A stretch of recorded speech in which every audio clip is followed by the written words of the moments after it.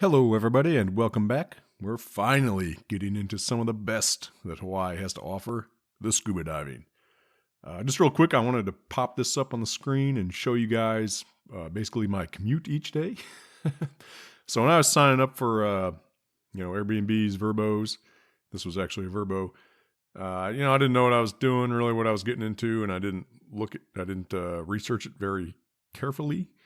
And I found a place on Verbo for $85 a night, which was way cheaper than what I spent in Maui. And so I immediately jumped on it. And come to find out, it was kind of out in the sticks. Which also, at the time, I'm thinking, Hawaii's an island, everything's close. But as you can see here, I was driving over an hour to get to the dive boat. I've put a pin on the dive boat there.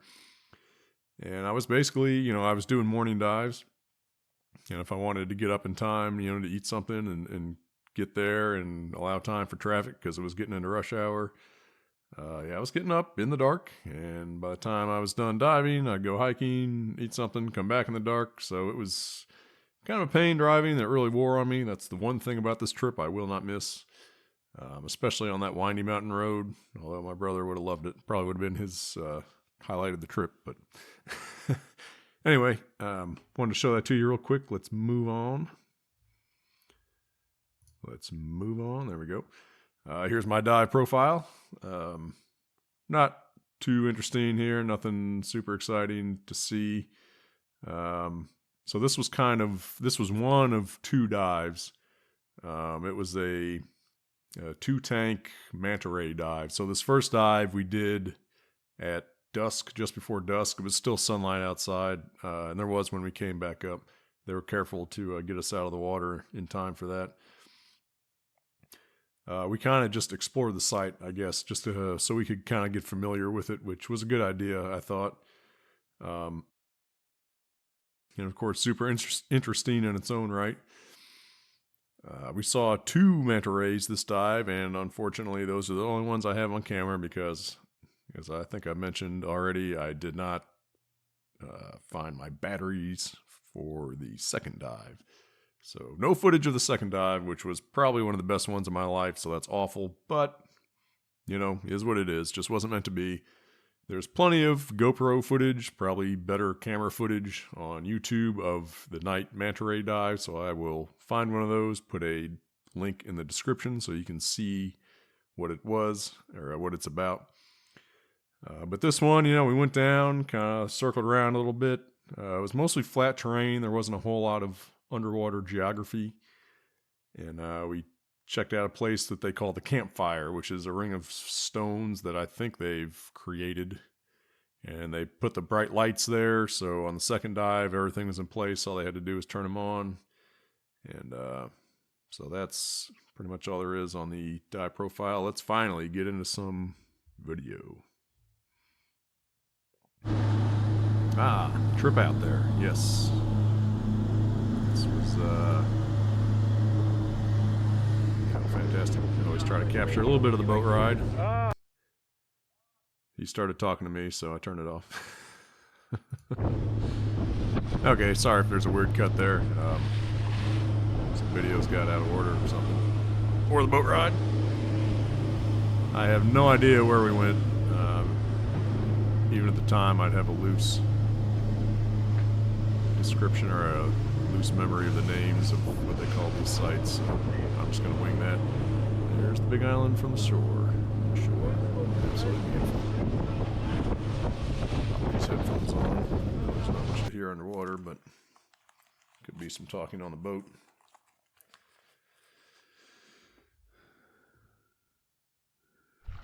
All right, in the water. So we just did your usual giant stride into the water off the back of the boat. Yes, I think we went off the back of the boat.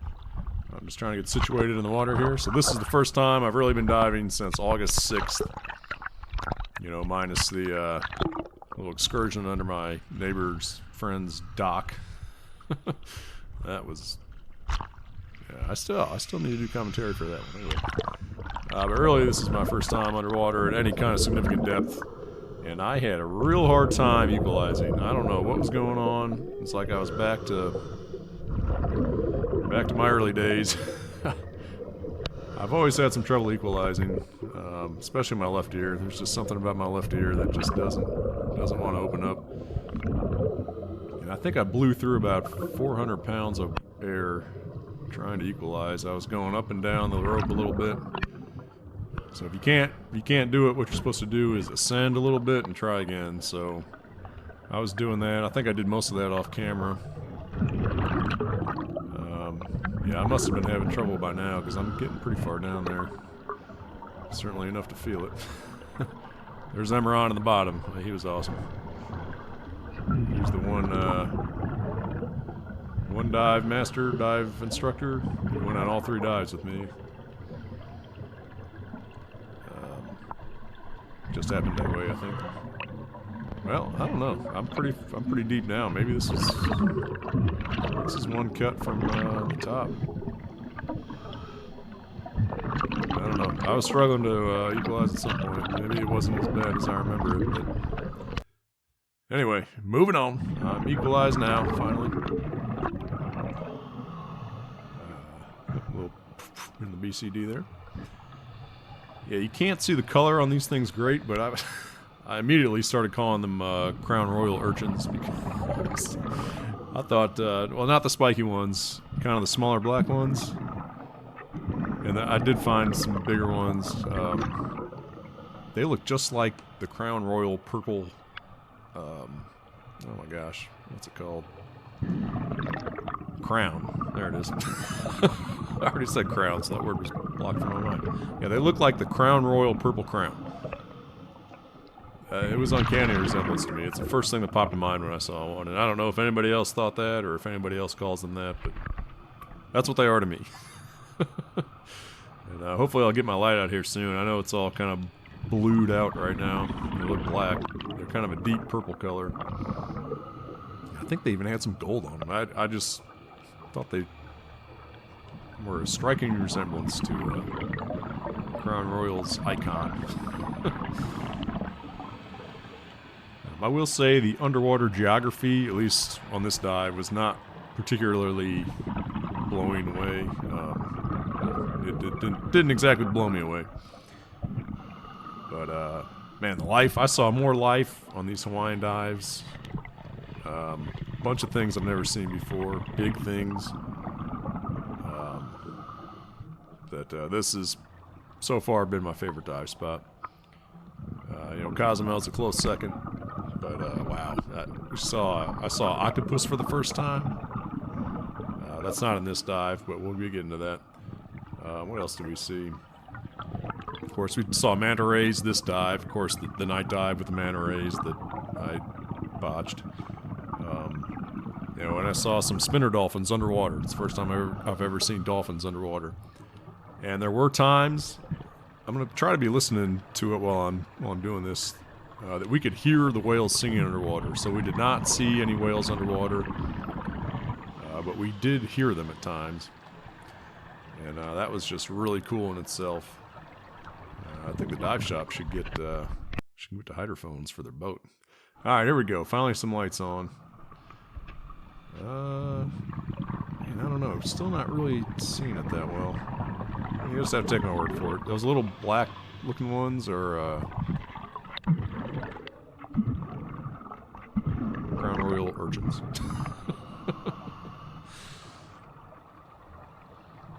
There's a lot of course, I saw a lot of pretty fish here. Those spiky ones, I got stuck by one of those on the second dive during the night dive. Yeah, you can kind of see it there. Doesn't that look like a purple crown? Maybe if you rewind it and pause, you get a better look at it. I don't know if I really take a close look at one with the camera or not. There's a good one. Yeah, look at that one. See, they even got the, I don't know, the supports? Whatever you call it. Straight off a Crown Royal bottle. Alright. I'm convinced. I think the founder of Crown Royal must be a scuba diver. He saw one of these things and was like, that's it! Oh, little school of fishies there. Wonder where they're going. From where did they come and where are they going? Only they know. Okay, you catch a glimpse of the campfire on the left there, so that's where they put the lights. You can kind of see them. Yeah, I took a look at them. So see all those lights? We're going to use those for later. Well, not on camera. Where are we at? 57 feet deep. Yeah, we got pretty deep dive. My ears were finally cooperating at this time.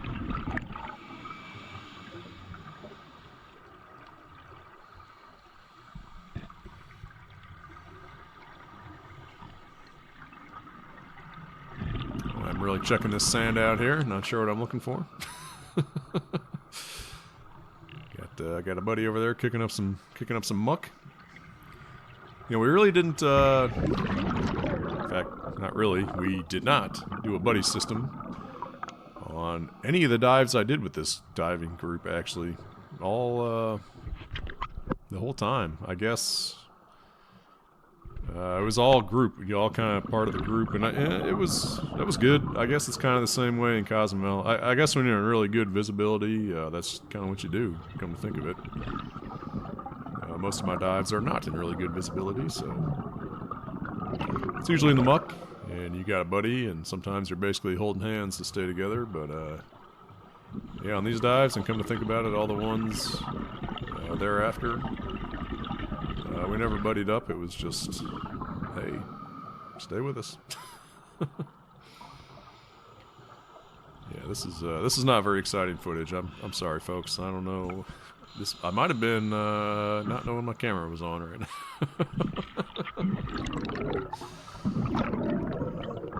Yeah, there's not much to see here. Putting a clown suit on myself when I told you this is probably my favorite dive. 59 feet. Alright, and that's 54 minutes of airtime left. And I didn't see the number on the right center, but that is time to no decompression. Here we go. Somebody's screaming. At first I thought somebody was in trouble.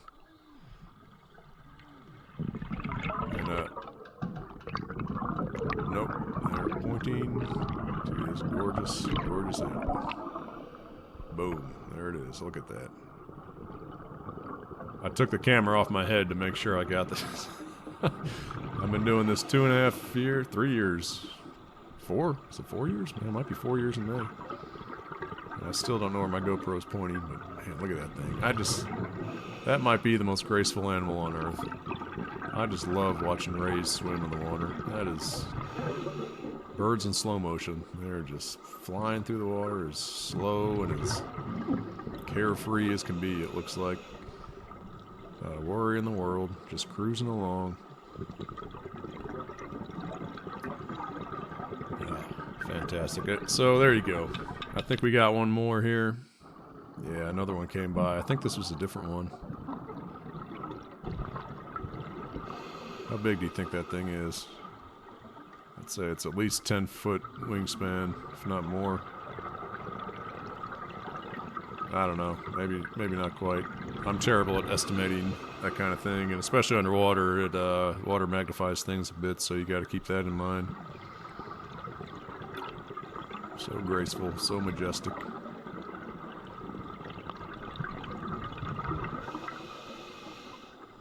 It's like living in a dream. So imagine about 10 of those things buzzing right over my head in the dark water with lights shined on them. That's what the next dive was all about. And you'll see if you watch the link I post in the description. Look at him now, he's just soaring. Not even flapping. It's hard to believe that, I mean, that flapping motion obviously must propel them through the water, but it looks very, very up and down. And I gotta say, I don't remember this. Why is everybody kneeling on the bottom? What are they doing? I think I was thinking that at the time, too. Like, why are they doing that? Like, okay, we're gonna sit on the bottom. Is this what we're doing here? I don't know why we're doing that. So we did that for the second dive. There's my snorkel. I actually lost my mouthpiece on that thing. It didn't go down again, idiot. But on the second dive, the night one, they intentionally overweighted us. I think they added 4 pounds to everybody's BCD. And, you know, that was to help you because they wanted you kneeling on the bottom as the rays were swimming overhead. But this was the first dive, so we should have not been intentionally overweighted, so I don't know why everyone was just kneeling on the bottom there. Look at that. There we go. That's a pretty good looking one. That's a purple crown, man. That looks just like a purple crown.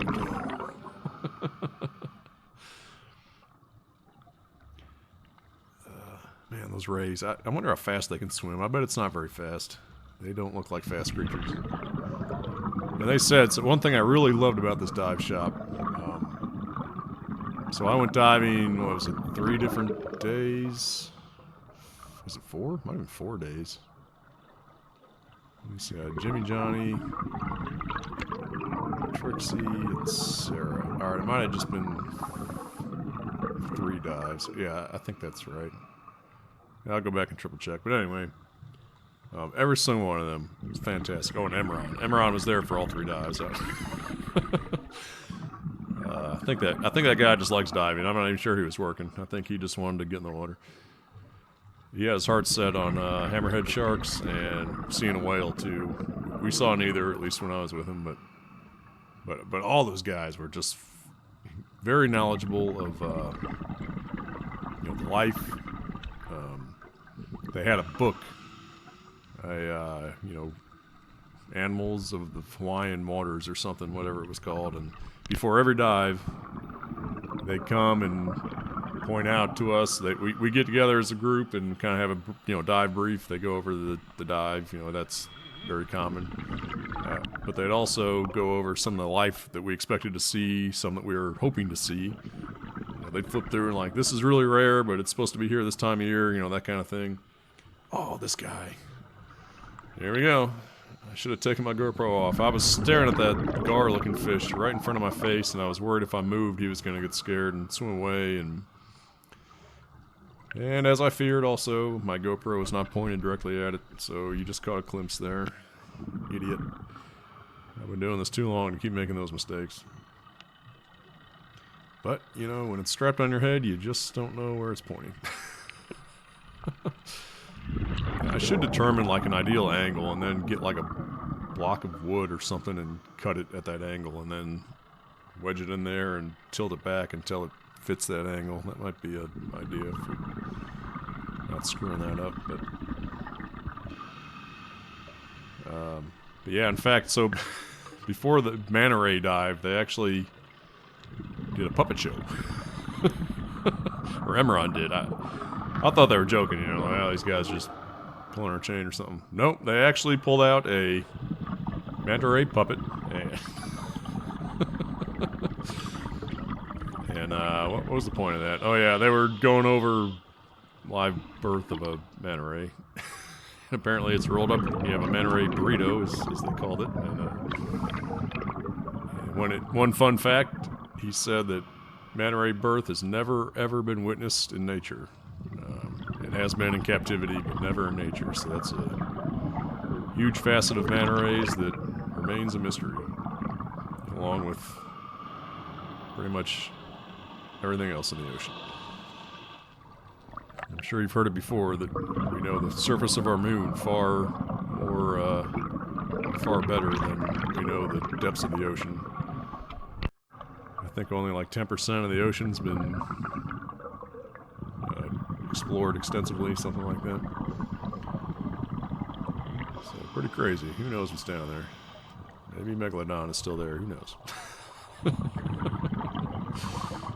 Nah, I think they said Megalodon was a coastal shark. So if he still existed, somebody would have seen him by now. I don't think he lived in deep water, from what I've read. Based on all the teeth on the shoreline areas, that would make a lot of sense.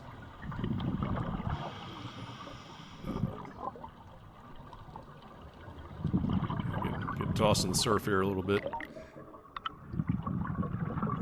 Yeah, it was a fantastic dive shop. I still need to go online and give them 5-star review. I'll give them 6 stars if I could. They were really great. You can tell they enjoy what they do. They're good at what they do. They know a lot about what they do. that's always something. It's always something you want to see, no matter what it is.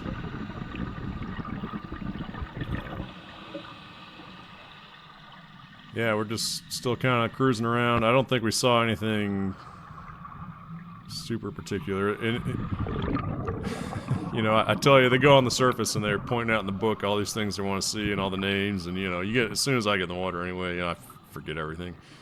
But there'll be times during the dive and they're like pointing at something like, yeah, look at that.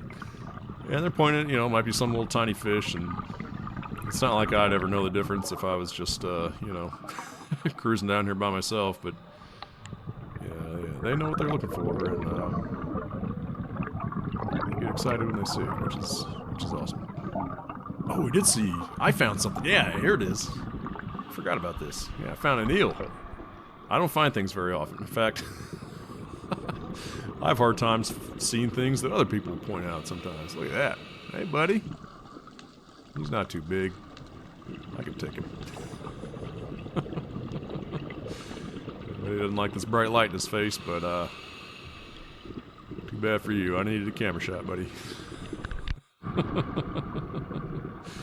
I'm trying to stay still. The surf was just enough tossing us around that it was hard to kind of hover, at least for me. This was a little better, I guess. He's going ham on that mouth opening. I think he's probably breathing, probably drawing in water to his gills. Oh, I wonder if they'll ever figure out a synthetic gill. There's some Llano sauce. All right. Yeah, I never realized I had all those air bubbles collecting on my neck. 41 feet down, 32 minutes of air time, 77 minutes till no deco, or mandatory deco. Boy, so I'm checking myself out here. The underwater selfies never really look quite that good because, you know, you're shining up towards the surface, which is usually brighter, and so your face is always darked out. One of these days I'm going to need to turn my light around and shine that on my face. Where are we? Still got a few more to go here. Thought we were getting towards the end.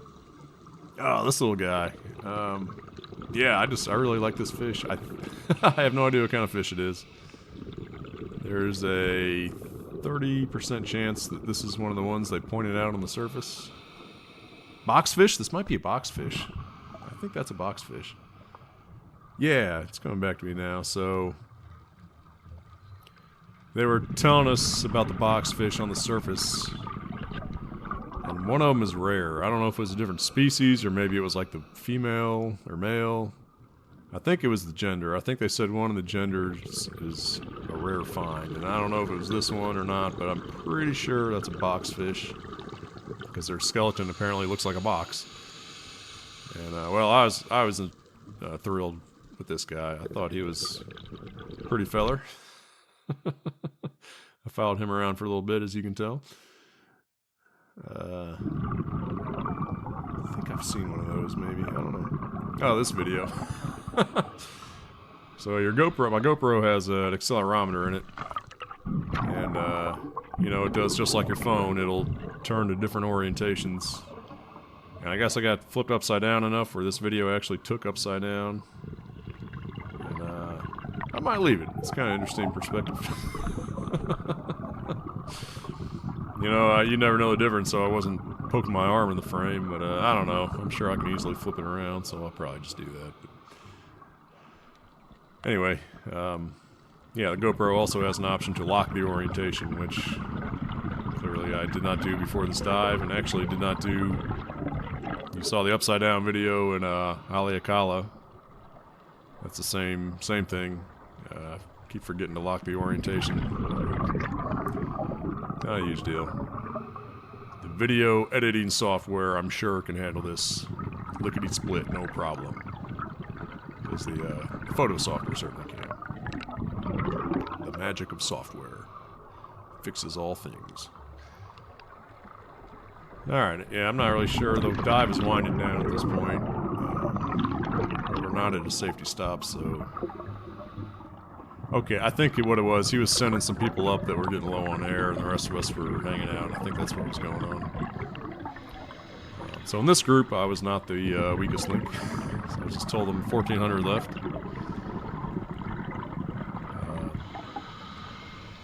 And my next dive, I mean the next day dive, which was in 2 days from now, I think, I was not the weakest link. But my last dives of the trip was with an advanced group. It was a drift dive, and I was by far the weakest link in that group, which is, you know, they tell you it's not a competition, and it's not, but you don't want to be the guy that sends the entire group to the surface because you run out of air.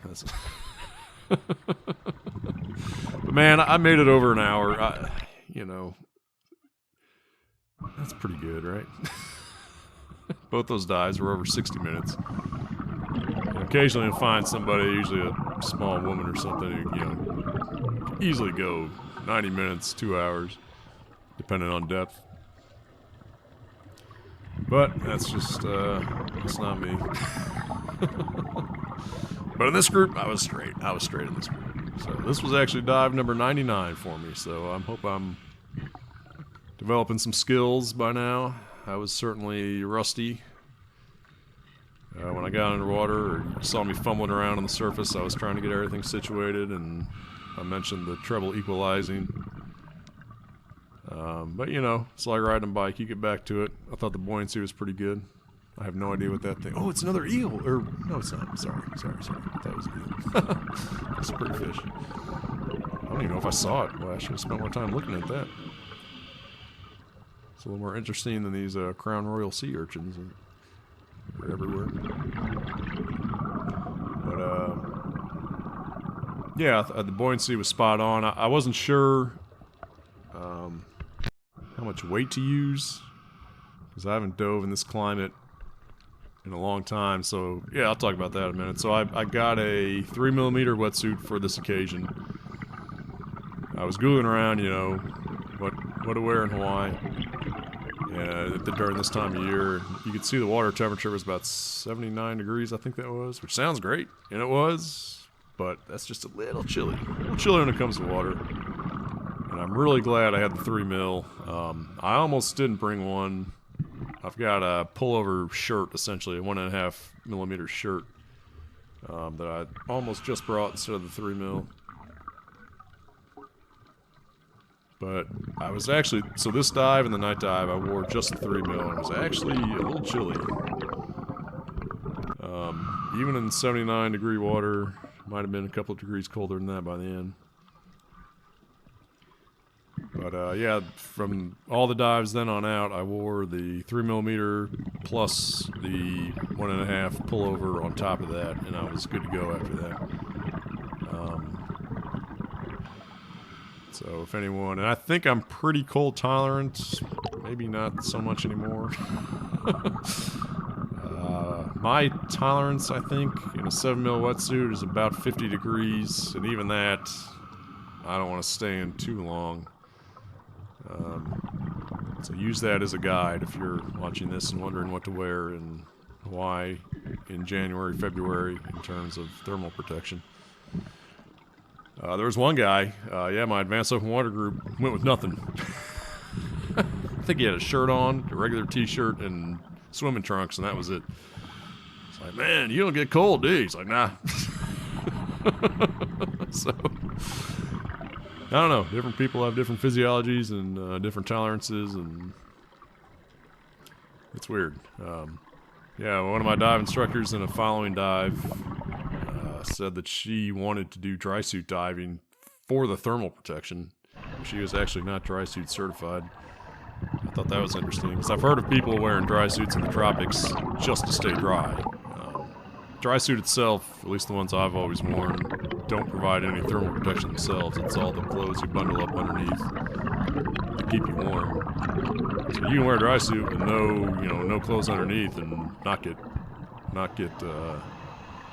overheated, and you come out of the water dry, and that's great, I guess.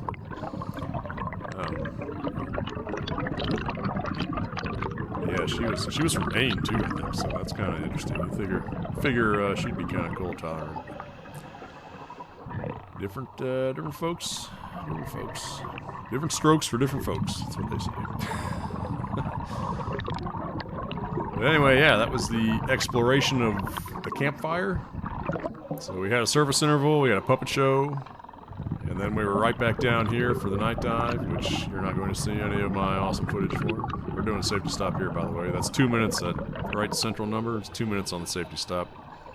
Mine does not count down seconds, which is annoying. That's one thing I'd change about this computer. I wish it would count down seconds on the safety stop, but not that big of a deal, I guess. It just went to 1. I'm telling him 1 now. I'm going to end this with the dive profile picture of the night dive, just to prove you that, yes, I did do it. I talk a few things there. They're interesting, and then that's going to wrap it up for day 1 diving in Hawaii. Absolutely fantastic. Oh, I still got a video left. Look at me. I gotta do a better job. I thought that was it. Yeah, alright, so you can see the horizontal line on my computer now. So I'm all safety stopped out. So all my 3 minutes are dead. Is this the last video? Yes, this is the last video. Okay. Oh, yeah, to the surface. It's just a layer between 2 different worlds. Even right under the surface, it's just totally different than right above it. So I'm making my way back to the boat here, which is easier to do underwater than it is on the surface, 99% of the time.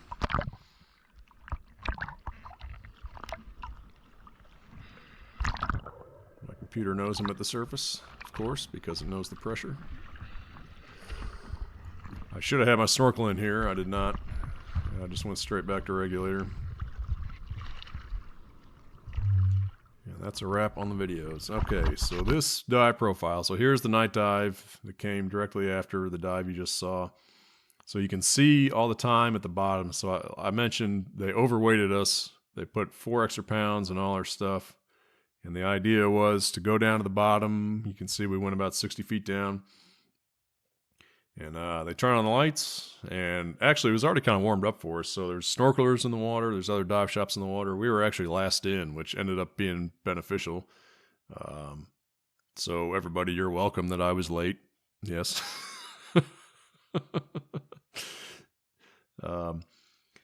But yeah, I remember, so you can see around about the 16:30 mark, we actually went a little higher up. I think a group left, and so we descended up a little bit.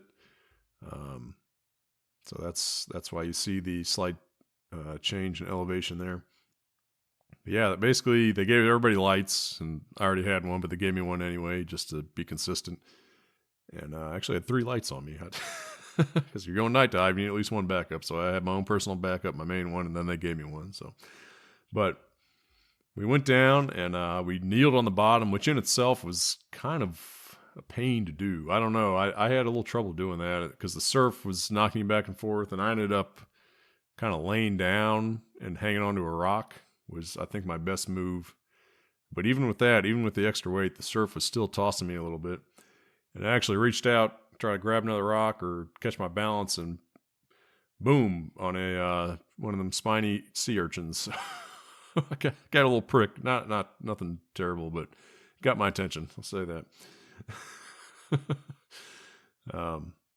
Yeah, it was fantastic. I'll stop talking now, but like I said, I'll put a link in the description of a video that probably has some real awesome production with titles and music and change of scenes and scene transition and the whole deal. But anyway, I hope you enjoy it, and I will see you at the volcano. We're at the volcano next. Don't want to miss that for sure. That was a magical, magical experience. I will see you there.